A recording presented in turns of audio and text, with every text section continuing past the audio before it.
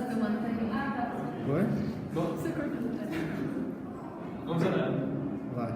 Senhor eterno, nosso Pai, nosso Rei, obrigado pela vida, obrigado pela luz da tua palavra, que o Senhor fale através dela para nós.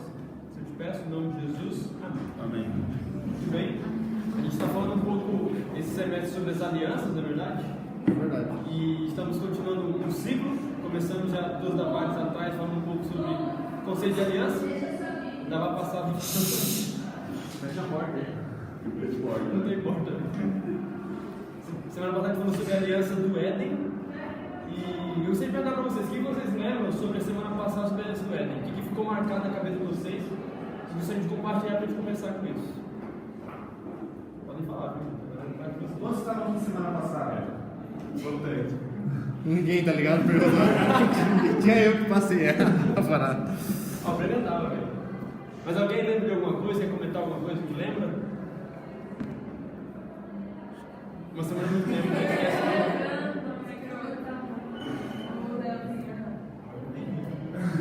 Agora a pergunta. A pergunta é se você gostaria de compartilhar alguma coisa da semana passada.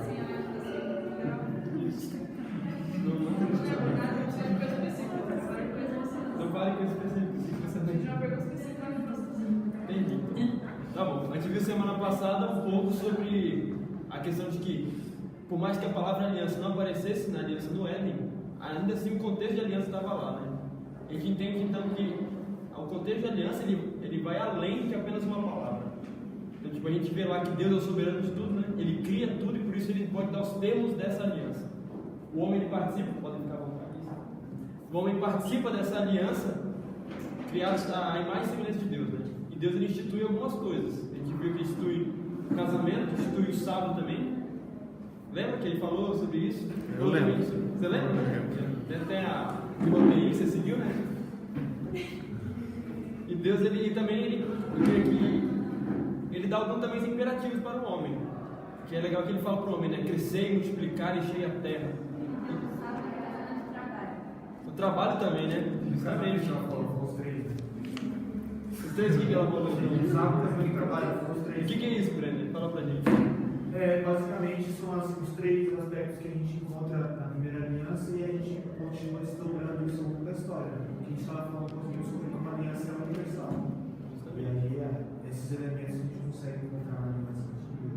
Mesmo sofrendo depois a constituição cultural dessa mudança de aliança, já tinha isso no Éden, antes de ter a cultura que teve depois. Muito bem.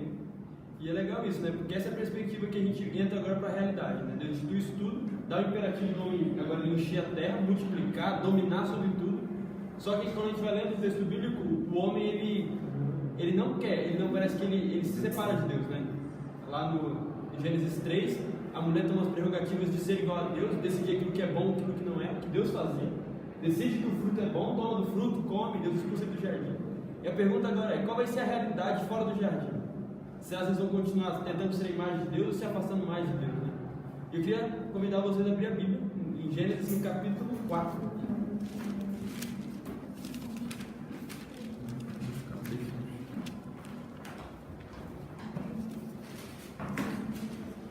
Parte passa pano. A gente já falou sobre isso no semestre passado, mas acho que é legal falar sobre isso, sobre o futuro após a queda, né? Depois fora do jardim. Em Gênesis 4 a gente tem um poema de Lameque, que ele mostra pra gente qual que era o perfil do homem antediluviano. Então eu queria convidar alguém que tenha a voz bem forte aí, que quiser ler pra gente. Gênesis 4, a partir do verso 23. Você não. Pode ler então, já que você quer ler. Gênesis 4, 26. Ela tá 23. 23. Isso, e 24. Aqui, ó. Pode ler em inglês. Por isso o Senhor Deus mandou embora. Não. 23. Certo? Ai, desculpa. Essa Bíblia é muito confusa.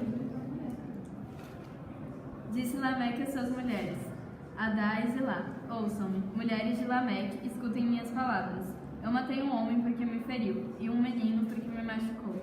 Se Caim é vingado 7 vezes, Lameque o será 77. Outra. Não está certo isso, né? Então a gente percebe no poema de Lameque qual é o retrato do homem fora da realidade do Éden, né? ali, o primeiro evento que acontece fora do Jardim do Éden é justamente o evento de Caim e Abel, onde Caim mata o seu irmão. Então, fora do Éden, o homem mata o seu irmão, e o retrato do homem diluviano é justamente Lameque. Esse homem que ele é devasso, toma mais de uma mulher, é um homem violento, que ele mata uma criança, só que pisa nele, quando fala que um rapaz, seria mais traduzido como um menino. O menino pisa nele, ele mata o menino, e depois ele é um cara que ele é rebelde em relação a Deus. Ele olha para Deus e fala: você colocou a maldição em Caim por 7 vezes? Pois eu sou 70 vezes 7. 70 vezes aqui, eu sou melhor do que Caim. Sou melhor do que Deus. E ele se coloca nesse patamar. Então essa é a realidade fora do jardim. Pessoas que são violentas, pessoas cruéis. A gente se pergunta: e agora? O que vai se dar? E a gente olha no capítulo 5, começa a vir a genealogia de Adão. Adão começa a ter filhos e filhas, e chega até o momento que tem outro Lameque, que também faz um poema. Olhem comigo o verso 28 agora. Capítulo 5, verso 28 e o 29. Alguém lê pra gente também aí? Outra pessoa? Lameque viveu 182 anos e gerou um filho, a quem chamou Noé, dizendo: este nos dará descanso das nossas obras e do trabalho das nossas mãos, os quais vêm da terra de Jeová, amaldiçoou. Tem também? Não, tá bom. Então, aqui a gente vê outro Lameque. E esse Lameque, ele faz o primeiro Lameque um poema. Só que esse poema é diferente. Ele fala, ele tem um filho, chama esse filho de Noé. Noé significa descanso. E ele fala: ele nos consolará dos nossos trabalhos, das fadigas da nossa mão, nessa terra que o Senhor amaldiçoou. Isso ele está lembrando lá de Gênesis 3, quando Deus amaldiçoou a terra. E ele fala: Deus nos dará então descanso. Deus nos vai dar descanso. Cria-se então uma expectativa em cima de Noé, porque dele é esperado que ele traga descanso dessa terra. Isso é interessante. Hoje eu vou falar um pouco sobre a aliança de Deus com Noé, essa aliança noática. E será mesmo? E a pergunta que fica é essa, né? Será se Noé trará esse descanso? Então vamos ver isso, né? Vamos começar então agora a entrar nessa parte de como que estava a terra, então. Gênesis capítulo 6, a gente vai ler a partir do verso 5. Vamos ler do verso 5 até o verso 10. Quem poderia ler para a gente? Viu o Senhor que era grande a maldade do homem na terra, e que toda a imaginação dos pensamentos do seu coração era má continuamente. Então arrependeu-se o Senhor de haver feito o homem na terra, e isso lhe pesou no coração. E disse: Senhor, destruirei da face da terra o homem que criei, tanto o homem como o animal, os répteis e as aves do céu, porque me arrependo de os ter Deus haver feito. Noé, porém, achou graça aos olhos do Senhor. Essas são as gerações de Noé. Era um homem justo e perfeito em suas gerações, e andava com Deus. Gerou Noé 3 filhos, Sem, Cã e Jafé. Muito bem. Então começa dizendo que Deus ele olha para a terra e ele vê que a maldade do homem havia extrapolado, né? Tinha enchido a terra, tinha multiplicado. Então Deus ele se arrepende, pesa no coração de Deus e fala: vou destruir o homem, os animais e tudo, porque o coração do homem é mau desde sua mocidade. Aí fala: porém Noé achou graça diante dos olhos do Senhor. Mas é engraçado porque depois do verso 8, vem o verso 9 que fala que não era justo, íntegro e reto e tal e tal e tal. Minha pergunta é: por que o termo achou graça diante dos olhos do Senhor aparece antes de falar que não é justo, bom e íntegro e reto? Não devia aparecer depois? Ah não, porque não era justo, bom e reto e íntegro, veio então a graça do Senhor sobre ele e tudo mais.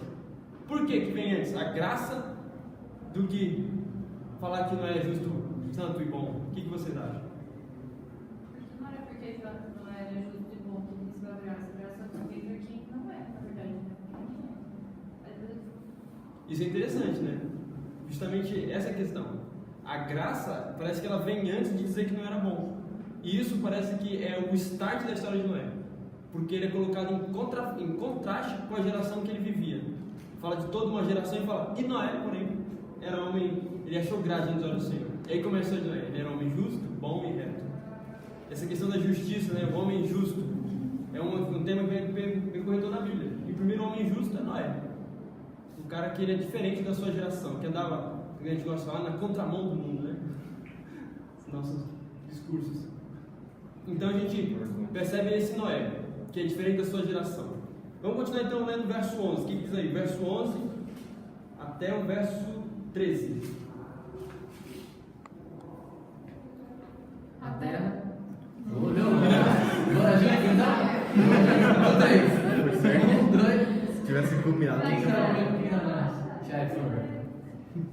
terra, porém, estava corrompida diante de Deus e cheia de violência. Viu Deus a terra, e eis que estava corrompida, porque toda a carne havia corrompido o seu caminho sobre a terra. Então disse Deus a Noé: o fim de toda a carne é chegado perante mim, porque a terra está cheia da violência dos homens. Eis que os destruirei juntamente com a terra. Muito bem. Aqui então começa o relato. Deus de novo, o texto coloca de novo essa questão de Deus olhar para a terra e ver que as coisas estão ruins. Agora ele fala para Noé: Noé, eu vou destruir todo mundo. E aqui, a partir do verso 14, ele começa a dar as instruções para Noé construir a arca. Dar o tamanho, a largura, quantos metros devia ter, quantos andares devia ter, como deveria ser, até a janelinha que tem e tudo mais. E aí vem no verso 18, que ele fala, que é uma parte bem central, que ele fala: contigo, porém, estabelecerei a minha aliança. Entrarás na arca tu e teus filhos, a tua mulher e as mulheres de teus filhos. De tudo que vive toda a carne, 2 de cada espécie, macho e fêmea, faz entrar na arca, para os conservares vivos contigo. Então ele fala que contigo estabelecerei a minha aliança. Semana passada os meninos trabalharam essa questão desse verbo, né, ekim, que na verdade não é no sentido de estabelecer, mas confirmar. Deus está olhando para nós e falando: contigo confirmarei a minha aliança. A aliança que foi feita no Éden é agora confirmada com Noé, dizendo que através do que ele vai fazer, a arca, vai ser possível chegar então a salvação até os homens. É interessante pensar no dilúvio como o juízo de Deus, né?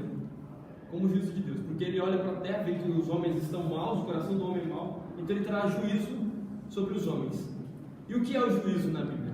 O que é o juízo? Alguém tem ideia do que seria o juízo na Bíblia? Por que serve o juízo? Para que vem esse juízo? Eu chuto no inferno. Juízo é o inferno, então? A eternidade se queimando. Beleza, bonito conceito, viu? Obrigado. Bem bonito, né? Bem esperançoso. Bem esperançoso. Além do inferno, alguém tem outra ideia do que seria o juízo na Bíblia? Do propósito do juízo? Parece que tá uma ideia de divisão de alguma coisa. Como assim, divisão? De decidir quem vai pro lado, quem vai pro outro. Quase o inferno. Droga, velho. Eu retiro o que eu disse, né? O que você está fazendo? Me diz favor, hein, rapaz? Ah, porque daí a gente tem juiz aqui decide quem tá certo e quem tá errado. Quem merece o quê? Então, acho que esse tempo tem juiz é de que. Meio de julgamento, assim. Muito bem. É legal ver no juízo justamente isso, que o juízo ele é um vídeo de mão dupla, né? Ao mesmo tempo que o juízo é destruição, o juízo também é salvação. Porque quando Deus ele traz juízo, ele faz você também escolher um lado, né? Se você aceita o lado de Deus, no caso, entrasse na arca, você seria salvo. Do contrário, você receberia o juízo, né? Todos os juízos de Deus são assim. Lá em Sodoma e Gomorra isso se repete. Depois, quando Israel ele vai até os povos para trazer destruição ao povo de Canaã, o povo tinha a opção de se tornar israelita também. Uma forma de juízo, você poder escolher a salvação ou a destruição. E Deus, quando ele traz o juízo, ele sempre dá um meio de salvação. E no caso de Noé, a arca é esse meio de salvação. Por mais que tudo seria destruído, Deus fala: construa uma arca. Você entrará com sua família. E se alguém mais quisesse entrar, também poderia entrar na arca. Porque a gente conhece a história, né? Só Noé e sua família entram e os animais também. Todo o resto é destruído. E é legal que nessa história, Noé ele é caracterizado de forma bem simples. E ele sempre é caracterizado através daquilo que ele faz também. Noé ele deve construir a arca para ser o meio de salvação. Olha agora o verso 6, capítulo 6, verso 22. O que diz aí?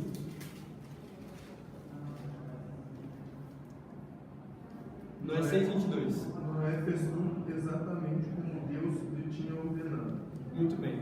Essa expressão vai se repetir de novo no 7:5, e tudo fez Noé segundo o que tinha ordenado, e também no 7:16, no finalzinho. E o Senhor, antes disso, parece, né, conforme o Senhor havia ordenado. Então, Noé ele é visto através daquilo que ele faz também. Ele é visto como tudo que Deus ordena, ele faz. Deus ordena, ele faz. Deus ordena, ele faz. Deus ordenou ele trazer o meio da salvação, ele faz então. E a gente conhece a história, Deus então ele traz o dilúvio sobre a terra, 40 dias de chuva, incessantemente a chuva caindo. Então termina o dilúvio. Vamos agora ao capítulo 8, finalzinho do capítulo 8, quando termina o dilúvio, verso 18. Gênesis 8, verso 18, que diz assim: Saiu, pois, Noé com seus filhos, sua mulher, as mulheres de seus filhos, e também saíram da arca todos os animais, todos os répteis, todas as aves e tudo que se move sobre a terra, segundo as suas famílias. Levantou Noé o altar ao Senhor e, tomando de animais limpos e de aves limpas, ofereceu o holocausto sobre o altar. E o Senhor aspirou o cheiro suave e disse consigo mesmo: não tornarei a amaldiçoar a terra por causa do homem, porque é mau o desígnio íntimo do homem desde a sua mocidade. Nem tornarei a ferir todo vivente como fiz. Enquanto durar a terra, não deixará de haver sementeira e ceifa, frio e calor, verão e inverno, dia e noite. Então, muito bem. Então Noé ele sai da arca, ele termina ali o dilúvio, né? Deus ele fala para Noé que não pode sair da arca, ele sai da arca, toma dos animais limpos, aves limpas, oferece um sacrifício. Deus aspira o cheiro suave daquele sacrifício. Ele fala: não tornarei uma charoca, porque o coração do homem é mau. Minha pergunta para vocês é: quem que oferece sacrifício? O homem justo e íntegro, né? Qual é o nome desse homem justo e íntegro? Noé, né? E como é que ele é caracterizado? Homem justo, íntegro, perfeito entre os seus contemporâneos.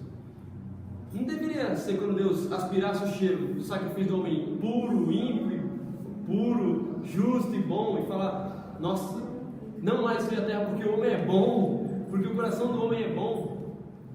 Mas agora, quando ele aspira o cheiro suave do sacrifício de Noé, o que ele fala? O homem é vacilão. Como é? O homem é vacilão. Homem é vacilão? Noé é zoado, né? Isso é interessante no texto. Quando o homem perfeito ele oferece sacrifício a Deus, Deus ele olha para o sacrifício dele e fala: o coração do homem é mau. Até o homem que é perfeito entre seus contemporâneos, o coração dele é mau. E a minha pergunta para vocês é: se até Noé, que era um homem perfeito, justo, íntegro, que andava com Deus, se até o coração dele é mau, por que então Deus escolhe Noé? Por que então que Noé é diferente dos amigos dele, do pessoal dele? Por que ele é salvo e a sua família é salva e os outros não? Se todos têm o coração ruim. Tem algumas coisas que a gente liga na Bíblia também, essa mesma questão. Tipo, fala: o homem justo oferece sacrifício, e Deus aspira o suave cheiro e diz assim: olha, até o melhor homem da terra não é bom o suficiente. Tá feio, mas quando a gente lê o livro de Romanos, por exemplo, capítulo 1 diz assim: o justo viverá pela fé. A gente ficou todo animado: é mesmo, tem que viver pela fé, tem que acreditar. Daí você chega lá no capítulo 3 e diz assim: não há nenhum justo, nenhum sequer. Daí você fica assim: mas como? Se o justo viverá pela fé, como é que no capítulo 3 assim, não há justo nenhum sequer? Como assim? Então quem é justo? Só que daí se você pega esse capítulo de Gênesis aí e vê que tipo, Deus ele chama o homem justo, só que antes dele chamar o homem justo, ele deixa a palavra graça, né? Então não é primeiro encontra a graça e depois ele se torna justo. Então, quem é o homem justo? É aquele que encontra a graça diante de Deus. Por que não existe justo nenhum sequer? Porque a gente não está falando da justiça imputada por Deus, daquela que encontra a graça, a gente encontra a graça e é justificado. A gente é absolvido. O homem justo quer dizer alguém que era condenado, mas ele foi absolvido. Estava no julgamento, mas ele foi absolvido por Deus. Então ele é justo, ele é declarado inocente. Como que você é declarado inocente? Quando você encontra a graça. Quando a gente vê que não há nem o justo nem o sequer, quer dizer, não existe ninguém que seja justo, que tenha justiça própria. Eu por mim mesmo consigo ser justo? Não. Tem alguém no mundo que consegue ser justo? Então, a justiça, para a gente se tornar justa, para a gente se tornar não ser culpado, a gente precisa encontrar a graça de Deus. E quando a gente fala em julgamento, pensa aí se você vivesse num reino. E nesse reino fosse, sei lá, proibido alguma coisa. Dá um exemplo aí. Como que é proibido? Fale, né? Usar verde de palavra. Vamos dar licença aqui. Eu vou usar um exemplo comum. Fosse proibido levar pimenta no refeitório. E todo mundo sabe que é proibido levar pimenta no refeitório. E se você levar pimenta no refeitório, você vai ser morto. É isso. Sem julgamento, você é culpado. Se você encontrar pimenta na sua mochila, você vai ser morto. De repente você leva a pimenta na sua mochila no refeitório e é isso, meu. Você já está no corredor da morte, você vai ser morto. Só que daí alguém diz assim: não, mas peraí. Não vai ser morto assim desse jeito, vai existir um julgamento. Isso é bom ou é ruim? É bom, ou seja, eu deveria ser morto na hora, instantaneamente. Mas deu uns minutos de vida, né? Então, quando a gente olha para a Bíblia e fala que vai existir um julgamento, não quer dizer algo ruim. Porque quem é condenado, ele já é condenado direto, não precisa de um julgamento. Quem não aceita a graça de Deus já é condenado direto. Mas para aquele que aceita a graça de Deus existe um julgamento, existe salvação. Então toda vez que aparece julgamento, quer dizer que Deus vai julgar. Existe graça, existe salvação ainda. Ele pode absolver. Pra mim, pode falar, O julgamento para o condenado é a esperança, né? É uma possibilidade que ele vai ter. é a libertação, né? Tipo, Não é a libertação em si. Toma, acabei. Talvez ele possa ser liberto. É uma possibilidade de libertação. Ele Talvez. já está condenado para o julgamento para o inferno. Pensei no exemplo do. Ou inferno de novo. Ou inferno de novo. Tá O complementando. que eu achei mais estranho ainda é porque, tipo, lá o cidadão antediluviano, Deus vê e ele fala, é mal. E depois Noé, o que acha graça, o que é justo e íntegro, Deus olha e fala, é mal. Como o cidadão antediluviano. É a mesma palavra, né? Justamente. Então, tipo, mesmo Noé fazendo tudo conforme o Senhor ordenou, né? Tem 9 vezes aparece o verbo fazer lá, faz a arca de tal maneira, você vai e faz assim, faz assim. Noé faz tudo perfeitamente, chega, você ainda é um cidadão mau como os antediluvianos. Então, tipo, se tem uma coisa que diferencia Noé deles, não é porque ele faz mais coisas, mas é porque ele achou graça, né? Porque você comentou, só reforçando essa ideia. Mesmo depois de tudo, Noé, ele não deixa de ser quem ele é, no íntimo, que é mau. Sim. E a gente vê depois, quando ele sai da arca, né, no capítulo seguinte, ele pega uma vinha, planta a vinha, toma lá e fica nuzão lá, peladão. Qual era a diferença deles dois diluvianos? Era justamente a graça de Deus, que Noé achou perante os olhos de Deus, né? E não é uma coisa que ele fez, é uma coisa que Deus ele faz, né? Deus é que olha para ele, Deus é quem vê Noé, e vê Noé tentando. Não precisava ser Noé, podia ser qualquer um que tivesse tentado. Justamente. E tira esse pensamento, não, porque Noé foi escolhido antes de Noé nascer, né? Tipo, não, Noé tentou ali, cara. Noé estava tentando e tipo, Deus achou a graça ali. Olhou para ele e viu a graça.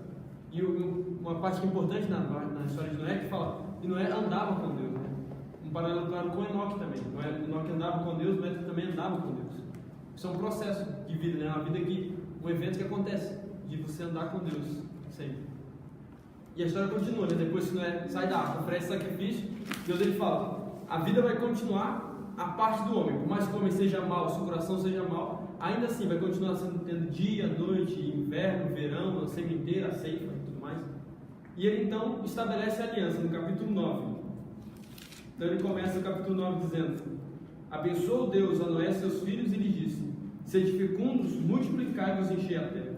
Pavor e medo de vossos virão sobre todos os animais da terra, e sobre todas as aves dos céus. Tudo que se move sobre a terra e todos os peixes do mar, nas vossas mãos serão entregues. Eu queria perguntar para vocês, onde é que a gente já viu isso antes? Essa expressão aqui. Justamente, uma repetição da ordem, né? Que parece que Noé ele vem recebendo o papel de um segundo Adão. Agora que a terra está renovada, Deus coloca em Noé aquilo que ele colocou em Adão um dia. Esse imperativo de ser fecundos, multiplicar, encher a terra, também dominar, ele fala que tudo vai ser entregue nas suas mãos. Depois ele coloca a parte aqui de baixo, ele fala sobre o sangue, aquele que matar o seu irmão, o sangue vai ser requerido. Também essa questão do assassinato que teve lá com Caim e Abel. Então ele institui Noé como um segundo Adão agora, para ele trazer agora esse descanso. E a gente percebe que aquela expectativa que foi criada com Noé, ele trará o descanso. De fato, através dele, Deus trouxe um descanso à terra, né? Deus tira a maldade da terra e agora ele institui uma novidade de vida. Agora eles podem sair e multiplicar e encher a terra. Muito bem. Então ele vem aqui no verso 8. Alguém poderia ler para a gente? A partir do verso 8. Capítulo 9. Isso, capítulo 9, a partir do verso 8. Disse também Deus a Noé e a seus filhos, eis que estabeleço a minha aliança convosco, com a vossa descendência, e com todos os seres viventes que estão convosco, tanto as aves, os animais domésticos e os animais selváticos, que saíram da arca com todos os animais da terra. Estabeleço a minha aliança convosco, não mais será destruída toda a carne por águas e dilúvio, nem mais haverá dilúvio para destruir a terra. Pode ler mais um. Disse Deus, este é o sinal da minha aliança que faço entre mim e vós, e entre todos os seres viventes que estão convosco, para perpétuas gerações. Porém, nas nuvens do meu arco será o sinal da aliança entre mim e a terra. Sucederá que, quando eu trouxer nuvens sobre a terra e nelas aparecer o arco, então me lembrarei da minha aliança, firmada entre mim e vós, e todos os seres viventes de toda a carne, e as águas não mais se tornarão um dilúvio para destruir toda a carne.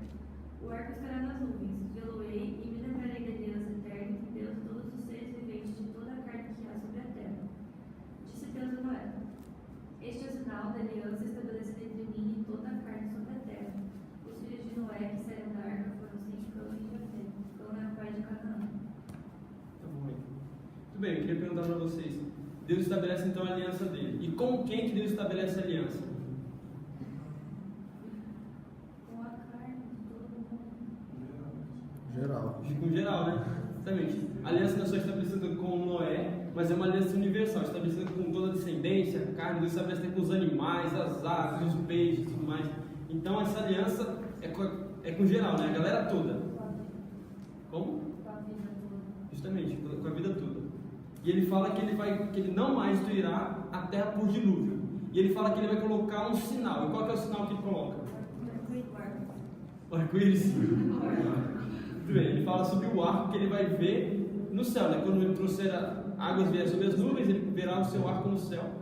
E para quem que era o sinal? Para quem que é esse arco no céu? O arco-íris, né?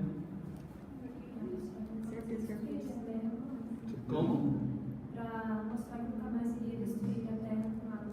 Isso, esse é o motivo dele, né? Para mostrar que a terra não será destruída por água. Mas a pergunta é, para quem que é esse arco? Quem que vai olhar o arco e vai se lembrar? A gente? O que diz o texto? Olhem para o texto. É Deus que olha para o arco. É Deus que olha para o arco e lembra, né? Ele fala, eu olharei, quando o arco vir sobre as nuvens, eu olharei e me lembrarei da minha aliança. E não mais trarei a água sobre a terra. Isso está no verso 16. O arco estará nas nuvens, vê-lo-ei e me lembrarei da aliança eterna entre Deus e todos os seres viventes da carne que há sobre a terra. Então o arco está lá para lembrar a Deus. É interessante que a gente normalmente fala sobre o arco, a gente pensa no arco-íris, né? Pensa no arco-íris bonitinho lá no céu e tudo mais. Só que a palavra arco-íris ela não aparece no texto bíblico. Mas a palavra que aparece é arco. Arco de guerra. O mesmo arco de arco e flecha. É a mesma palavra. E para onde é que está apontado esse arco? Para cima. Quando a gente falou um pouco sobre a questão da aliança, né? Que a aliança é uma coisa que requer vida, né? Se houver quebra da aliança, então aquele que quebrou a aliança é passível de morte, né? Então, a minha pergunta para vocês é o seguinte: nessa aliança que Deus estabelece com os seres humanos, que parte que o homem poderia quebrar dessa aliança? Entenderam a pergunta? Deus estabelece a aliança com o homem. Qual é a parte que o homem poderia quebrar nessa aliança? Nenhuma. O homem não pode fazer nada, porque o homem pode destruir a terra com água? Ele não pode. Quem que pode quebrar essa aliança? Quem é que pode quebrar a aliança então? Deus. E para onde está apontado o arco? Para o céu. Se Deus quebrar a aliança, ele coloca o seu arco no céu. Porque caso ele trouxesse água sobre a terra, o arco então iria partir Deus ao meio. Isso é interessante na aliança. Só Deus Mesma ideia.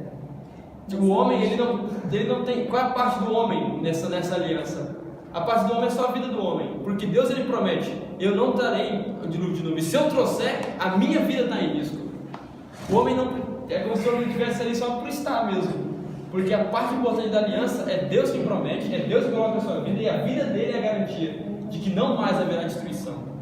O que parece é que nessa história, o que começa essa história, pode perguntar.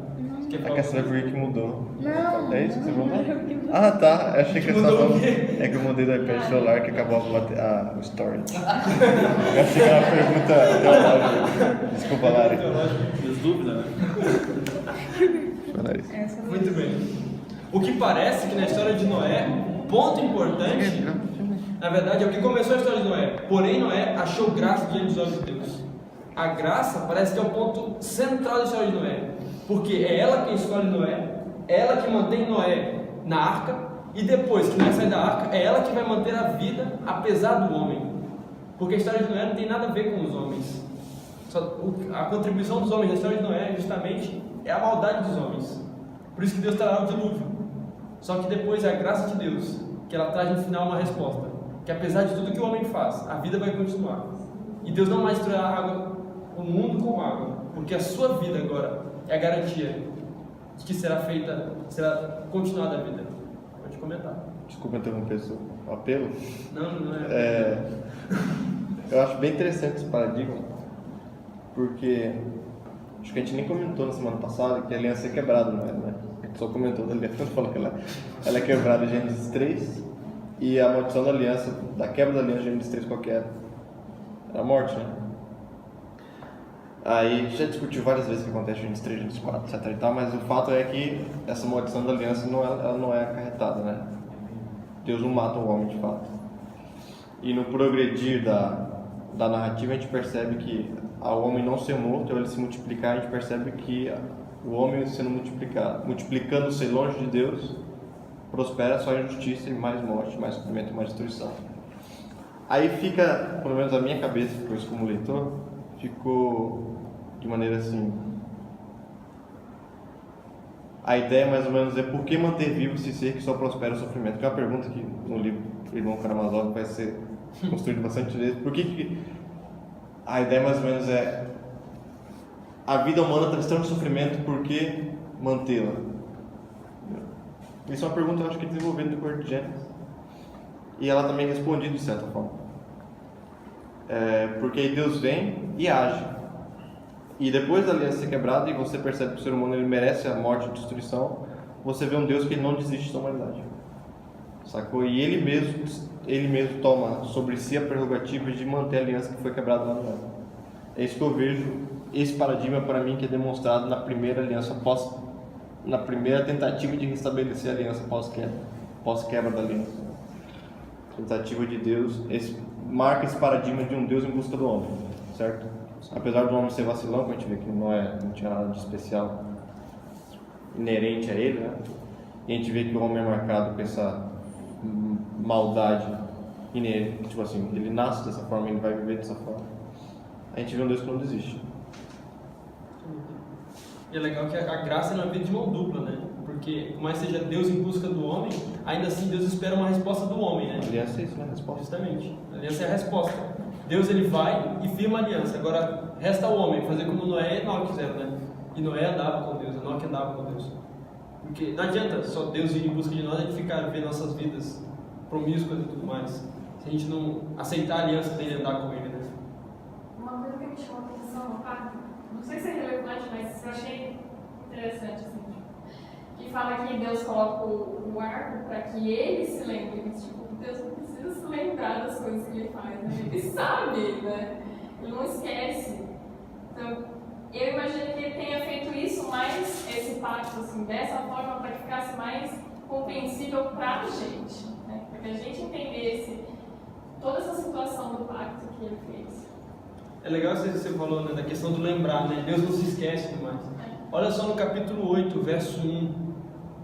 Diz assim, tipo, lembrou-se Deus de Noé, de todos os animais selváticos e todos os animais domésticos que com ele estavam na arca.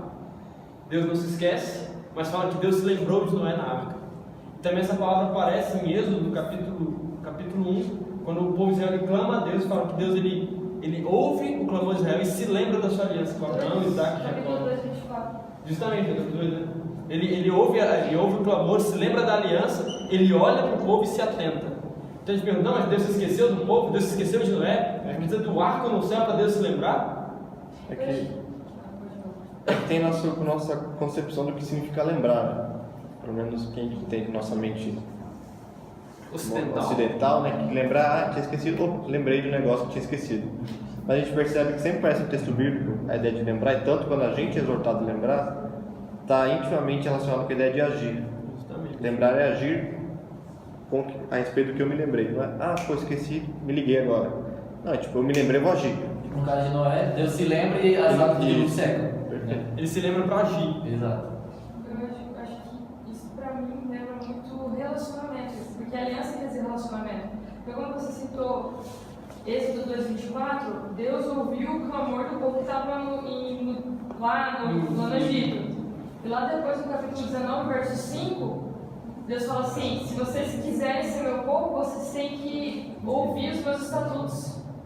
Então ele fala assim: por que vocês têm que ouvir? Porque Deus ouviu o clamor. Por que você tem que lembrar do dia de sábado, da criação, de todas as coisas? Porque Deus também se lembrou. Então, para mim é relacionamento. Eu escuto porque Deus escutou. Eu me lembro porque Deus se lembrou. Eu busco a Deus porque Deus me buscou lá no Éden. Então, para toda essa questão de relacionamento, assim, é bem incrível para mim. Muito legal, né? Justamente é isso, essa questão do lembrar. Deus não esquece, mas a lembrança dele vem acompanhada da ação dele, né? E ação é relacionamento. Justamente. E Deus ele chama a gente também para lembrar, né? Para a gente se lembrar dele. Não que a gente tenha esquecido a Deus, a gente também esquece, mas no sentido da gente agir para com ele, né? Deus ele estabeleceu a aliança. Deus ele prometeu que a vida continuaria, apesar do nosso coração ser mau. E ele fala: tudo que você precisa fazer agora é vir atrás dessa graça. A graça veio em busca de você, agora vá também em busca dela. Ande com Deus, busque a Deus. Seja como Noé foi, como Enoque foi, que apesar de eles serem homens maus, seu coração mau, ainda assim a sua vontade era buscar a Deus, andar com Deus, né? Então, falar uma última coisa. Outra coisa que eu acho muito forte desse relato de criação no contexto de aliança, esse relato de dilúvio, perdão, no contexto de aliança, é que como é marcada a natureza humana, né? Foi uma coisa que me chocou muito quando eu percebi isso. Que o ser humano ele é marcado como sendo inerentemente mau. Beleza, isso a gente ouve bastante no nosso discurso religioso, como é mau. Vou falar aqui que era a minha visão do homem mau, que eu ouvia no discurso religioso. Essa é a minha visão, que eu tinha antes, né, de me encontrar com gente. É que ser mau é tipo, ter tendência a ouvir música do mundo, deixa eu ver, é querer ver seriado, é querer, mais coisas aí, me ajudem, é querer, sei lá, jogar bola no sábado, jogar bola, ir pra uma festa, beber, entendeu? Ir pro cinema. Isso era a pecaminosidade que existia em mim. O velho homem, né? O velho homem e tal. Eu tinha que lutar contra esse homem mau que vive em mim. Qual que é o homem mau lá do relato de Gênesis? É uma maldade muito mais séria do que ir pro cinema, cara. É a capacidade. Essa maldade que é descrita no relato de Gênesis é uma maldade que está em todos os homens. É uma maldade que a gente vê de Lameque, né, de matar crianças, entendeu? Não é dimensionado o tipo de injustiça que era causada, mas a gente percebe esse tom de extremo de violência. De violência, destruição, morte, sofrimento. E essa maldade, quando de mim, eu estava lendo o livro é sensacional, se chama O Arquipélago Gulag. Alexander Solzhenitsyn, o cara escreveu. Ele sobreviveu à União Soviética, ele foi preso nos arquipélagos, que eram campos de trabalho forçado. E ele trabalha exatamente nessa ideia. Tipo, ele descreve como é que era a tortura, como é que era feito tudo aquilo, ele trabalha nessa ideia de que se eu fosse chamado no lugar dos guardas, eu teria feito a mesma coisa. Eu teria torturado, tinha matado, tinha destruído, tinha feito todo tipo de justiça que eles fizeram comigo. Porque eu sou tão mal contra ele. Tem a frase famosa do livro dele, que a linha entre bem e mal corre do coração de todo homem. Então, meu ponto é o seguinte, né? Que esse relato de Gênesis destruiu essa visão infantil que eu tinha de maldade e abriu meus olhos para a verdadeira maldade que existe em mim. Como é que vai destruir, de injustiça, de matar. Tá ligado que em relação ao homem, a gente nunca viu um homem se transformando, né? Não, o homem era bom e virou mal, mas parece que ele está se revelando, né? Porque a possibilidade do bem e do mal sempre está no nosso coração, né? E o mal sempre é o ponto mais forte. A gente tem muito mais tendência para ser mais violento do que para ser uma pessoa gentil e tal. Por mais que a gente não tenha a oportunidade de ser violento, de matar alguém de fato algum dia, mas a gente consegue ser injusto. Sim. Com bastante frequência na nossa... Ainda mais a gente, ou talvez no futuro, quando a gente ocupe cargos de poder, né? A gente vê hoje em dia, até no nosso meio religioso, né? Como é que nesses cargos de poder são abusados e como a gente vê uma justiça permeando até no nosso ciclo religioso. A gente vê, não quero falar muito aqui, mas a gente percebe isso e a gente tem que ficar atento à nossa própria capacidade de ser injusto, até quando a gente, talvez no futuro, acabe ocupando algum cargo. A gente é tão mal que Deus teve que colocar uma lei, não matarás, porque a gente não matarás, porque se continua assim. E falando sobre isso, a questão da posição, né, o homem ser mal e tal, eu estava lendo aquele livro Revolução dos Bichos. É exatamente essa pegada. Os animais, eles fazem uma evolução, tomam a fazenda que os homens tomavam, porque os homens eram cruéis, só que no final do livro os porcos viram tão cruéis e termina com uma frase espetacular: não sabia mais quem era homem ou quem era porco. Quem era porco ou quem era homem. Então todos nós temos a tendência de ser homens e porcos no nosso coração. O nosso coração é mau, nossa tendência mais fácil é para o mal. Só que a gente tem que justamente viver contra isso, lutar contra isso. E o apelo é só um, né? É que o dia falou de apelo, né? O apelo é só um. Colocar a música na pele. O apelo é básico, na verdade. Que a gente viva contra essa. Tipo, a maldade está no nosso coração, não é verdade?